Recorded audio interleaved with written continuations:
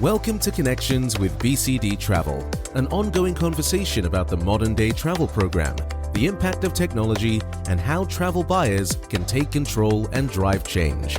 What are we waiting for? Let's start connecting.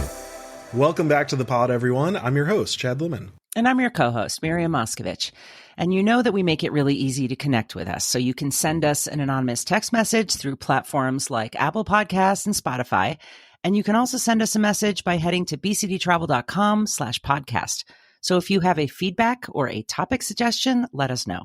Okay, let's jump right into today's episode because it's one that affects literally every single person who travels. That's right. We talk about traveler engagement all the time, and there's a lot of different ways we can branch out on this topic. But today we're going to dig into messaging and the importance of keeping travelers informed every step of the way, from shopping and booking all the way through returning home after their time away. That's right. And on today's show, we have two guests from our TripSource team to put into the hot seat. First, Hannah Kahn is back. She works on our travel commerce product team. She's been on the pod a few times before, but I'm looking forward to picking her brain about this topic and getting her insight. And Hannah is joined by Melia McFarland, also from our travel commerce product team. Melia works daily on our trip management and booking tool to make sure that messaging capabilities drive the right experience for our travelers. All right, Miriam, let's do it.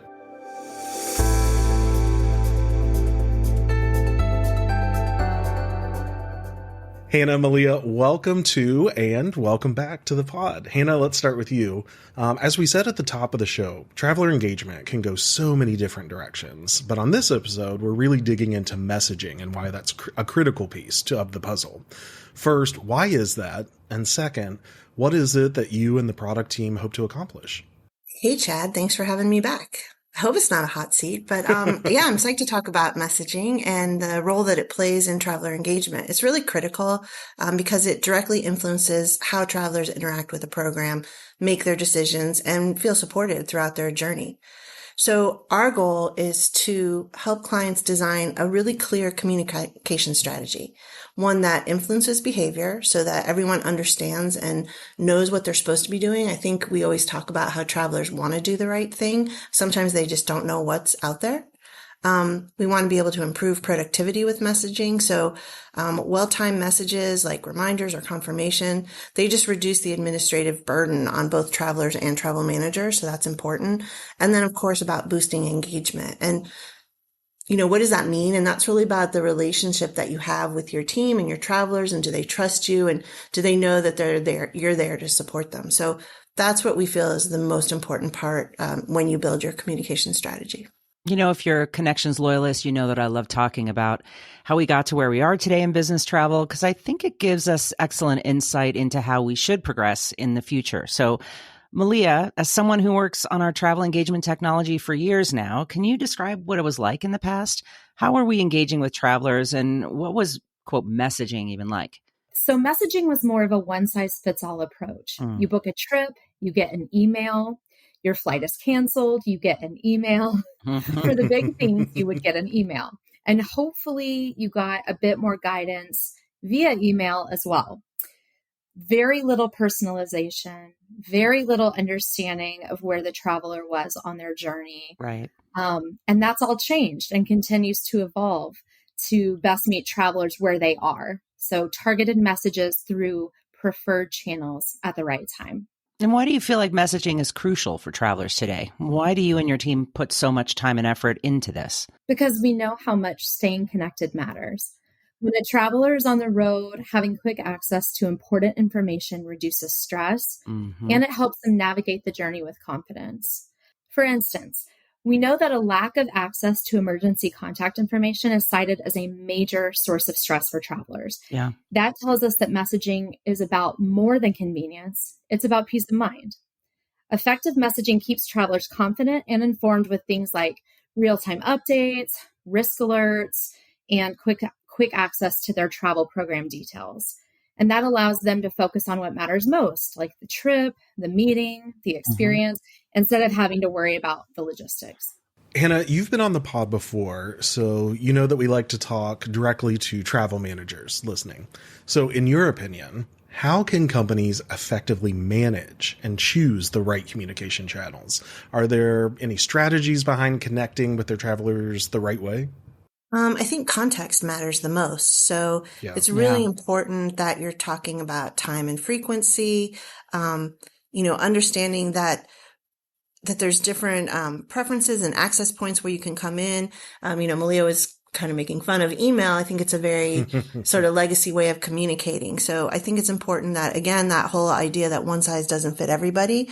It's really, your audience, where they are, what you want them to be doing, and think about how that aligns with their needs. So, is there one way to do it? Absolutely not. And I think a really important part is some, testing, trial stuff, see what works, see what you get feedback, always listen to the effects when you change your program and see what's working and aligning with their needs. Okay, but let's be honest here. As humans, we are bombarded with information and messages every second of every single day. Like, personally, I get annoyed so quickly. So what do you say to programs who are like, we don't want to overwhelm people or our people with messages, especially on a trip? Yeah, we completely agree with that. As humans, our brains are already overwhelmed, like you're saying, Chad. We process millions of bits of information every second, but then our minds can really only handle, 40 to 50 bits of information. So when we're receiving that many messages, you have to ask what stands out, what grabs our attention. Is it a new piece of information, a relevant detail, or something like that? So when we think about messages, we're very sensitive to the frequency, like Hannah was just saying, as well as the content. Is the content we're sending informative? Is it helpful? We don't want to add to the noise. So is it relevant? Is it being sent at the right time and for the right reasons? So all these questions are things that we ask before sending a message. And for us, it's really all about the quality of the messages that we send. They need to add value to the journey. They need to stand out. All right, Hannah, it's time for some shameless self-promotion. Tell us about TripSource and how that makes it all better. For sure. But I want to add one thing to what Melia just said, if that's okay. Okay. I think it's really important when you're designing messages to ask yourself, what would I do with this? Because you're right. We all are so over everything. Sometimes you just even glance at your inbox and your blood pressure goes up because you're like, what now? 100%. Right? Absolutely. And so I think that if you read the message back to yourself, what would I do with this? If I was just a, person, not a travel manager in charge of a multi-million-dollar program, but what am I supposed to do? So put yourself in the shoes all the time. So as part of TripSource, if I bring it back to my shameless self-promotion, I think that that's a really important way to measure if you should be sending out a message. And when we work with different clients, when they build their programs, that's something that we always think about. And so we have a couple case studies that I think are really cool when we see the impact. So one of them, a company started promoting their off-airport parking. Seems like not a big deal. You should know where to park, but do you really? Especially when you're returning, when you're picking a rental car or whatever it is, you're like, oh, what am I supposed to do? And so this company did this, and in a 3-month period, they saw a 90% boost in program compliance. Whoa. It's huge. Yeah. That just means people didn't know, right? And when you're going to the airport, they're all on the same corner. It's just you turn right or you turn left. You don't really. That's valid. Your level of care is small. You just want to do the right thing. And with that boost in program compliance, their savings doubled. So that's a really quick way to see the value. So as a travel a program manager of any sort, think about what that message is going to do. Or we saw, there's ways that that there's a rapid response. So you get a message, you look at it, and you're going to do something with it. So another one of our examples that we have, it's actually going on right now, is we want to promote self-service. So there's a really big frustration with finding your travel receipt and your expenses and that whole component of after travel, which is you're done with that trip, you're on to the next thing. So right now we have a campaign going out promoting in TripSource itself that there's a way to get your travel invoice. Super easy. You don't have to call anybody. You get it right there. It saves along with your trip. And we see that the message is actually having an impact. The feature is getting more use. Calls are going down. So all the things that we wanted to see in our sort of hypothesis of this is happening. So again, bring it all back to like, would you act on this? Would you do it? Nice to have information, really think about it. Like, maybe not so necessary. So I think those are two really cool examples that are going on right now. Okay, Hannah, it sounds like you're talking about relevance when it comes to messaging. So I want to ask you kind of about relevance when it comes to structure as well.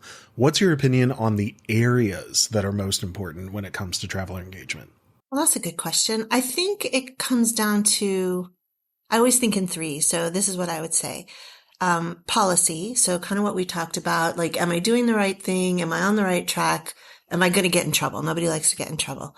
Then there's the risk and contacts and all that kind of information. Like, is it easy for me to find if I have something that goes wrong? Like, hopefully I never need it, but if I do have a problem, do I know what to do and where to look for those contact informations? And are they quick and easily accessible at my fingertips? Because if I get in a car accident in a foreign country, I don't want to have to go dig through a manual to find stuff, exactly. right? Yeah.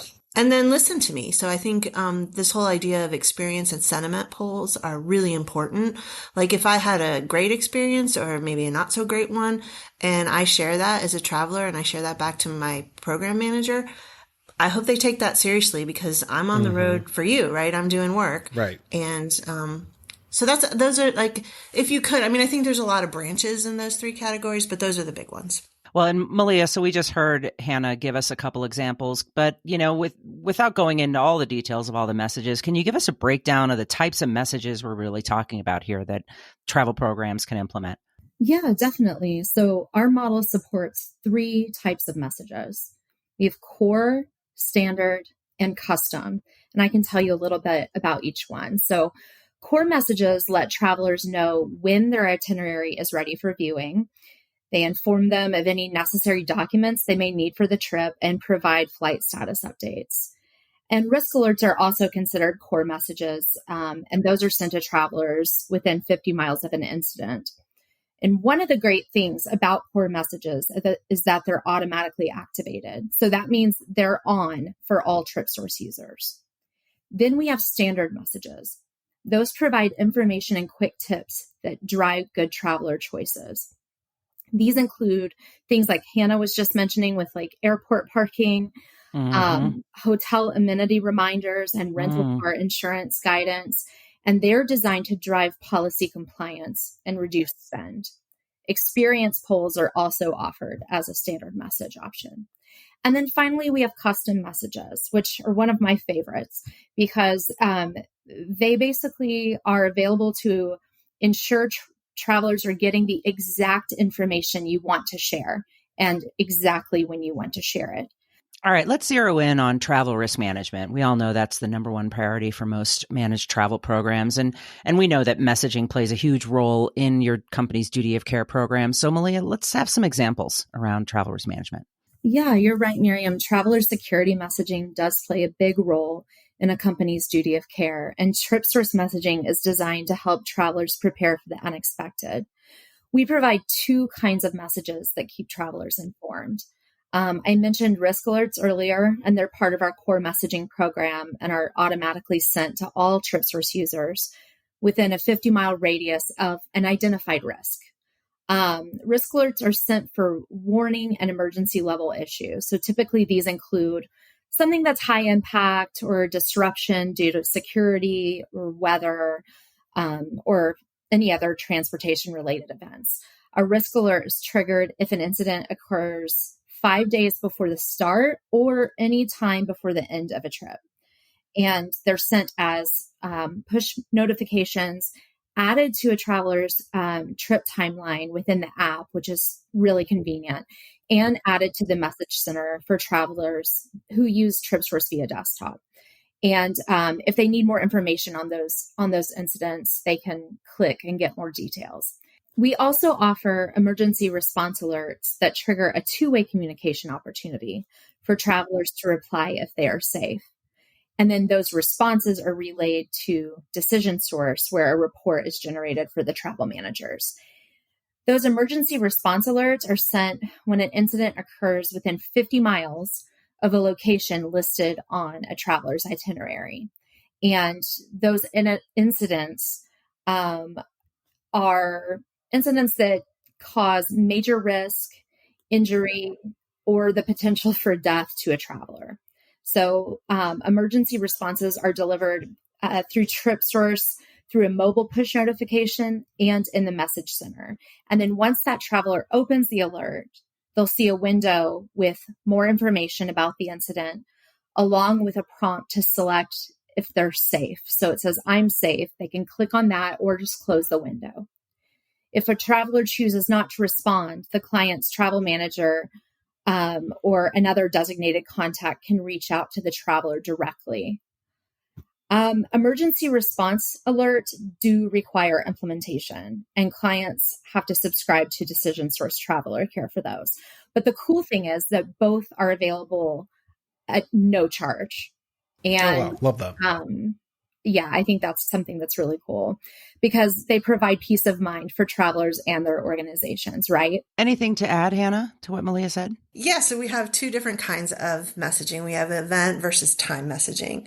Event is really about there's an incident or something happens and you need to know about it quickly and make a decision about what you're going to do. So it could be a flight status. It could be one of those risk alerts that Melia just mentioned. It could be some weather disruption. So something like that we can't plan in advance for, and that those come up in a more ad hoc way, shall we say. And then there's time messaging, and time is really about, we want to influence you. Like we want you to park in a certain spot. We want you to know that there's a hotel shuttle so you don't rent a car or things like that. So we do look at that as well. And you have to think about how are you layering these all together so that someone doesn't get 15 messages within an hour, but then they don't hear from you for the rest of their trip. So I think when you take those two sort of components and how you think about it, it also helps you build your program more successfully.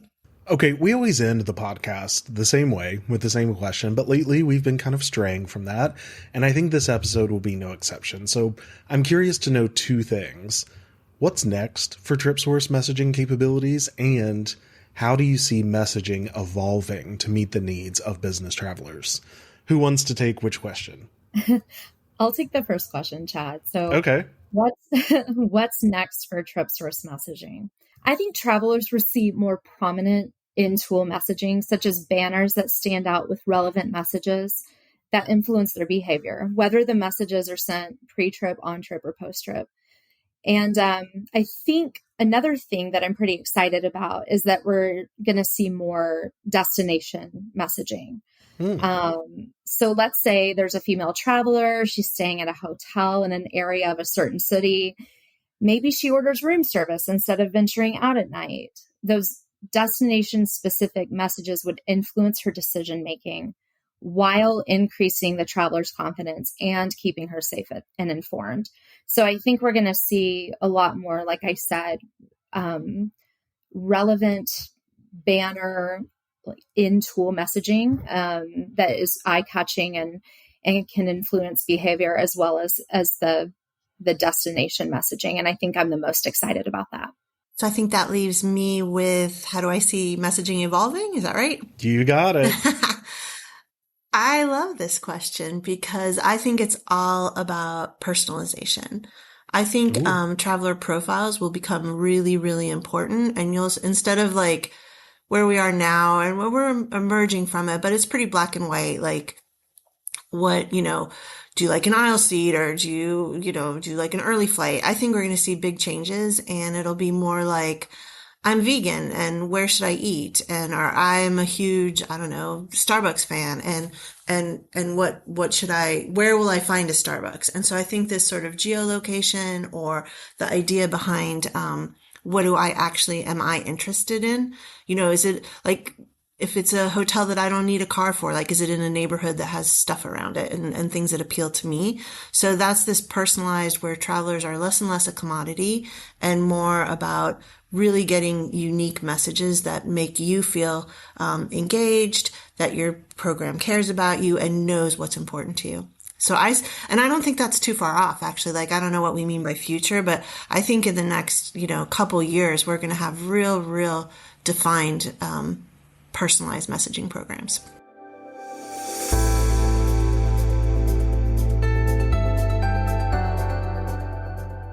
Chad, what our listeners might not know is that you were in Bangkok recently during a global incident, and you actually got some messaging. Absolutely. As the building I was staying in on the 31st floor was swaying, I did receive some messages about the incident. So I am here to say messaging, hyper important.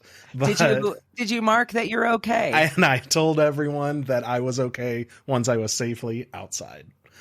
But that's all for this episode, everyone. Thanks so much for tuning in. We'll connect with you on the next episode. Thanks for connecting with us. BCD Travel helps companies travel smart and achieve more. We drive program adoption, cost savings, and talent retention through digital experiences that simplify business travel. Learn more about the topics you heard on this episode by visiting bcdtravel.com/podcast.